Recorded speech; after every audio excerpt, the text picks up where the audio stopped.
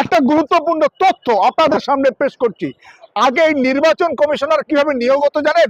সেখানে যে আমাদের দেশের প্রধানমন্ত্রী, দেশের প্রধান বিরোধী দলনেতা এবং chief justice of India, supreme কোর্টের প্রধান বিচারপতি, এই তিনজন মিলে আপনার চিফ ইলেকশন কমিশনার নিয়োগ করতো কেন্দ্রের।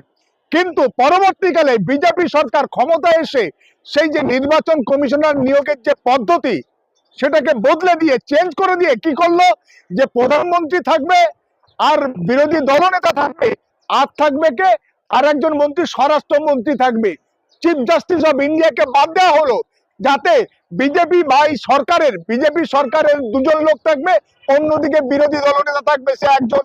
ফলে সংখ্যাগরিষ্ঠতার রায়ে বিজেপির লোক যারা চাইবে বা বিজেপির সরকার যাকে চাইবে সেই নির্বাচন কমিশনার হবে।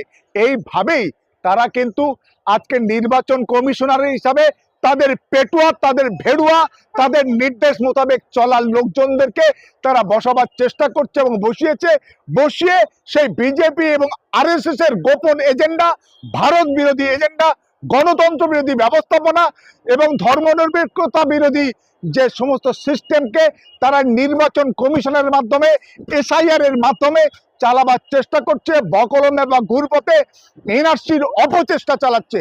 এই চালাকি এবং ভণ্ডামির বিরুদ্ধে একজন সচেতন নাগরিক হিসাবে আমরা এই বিরোধিতা করছি এবং ভবিষ্যতেও যে কোনো বিরোধিতা আন্দোলন আমরা বৃহত্তর পরিসরে করার জন্য আমরা সাধারণ মানুষকেও কিন্তু আহ্বান জানাচ্ছি আপনাদের এই চ্যানেলের মাধ্যমে।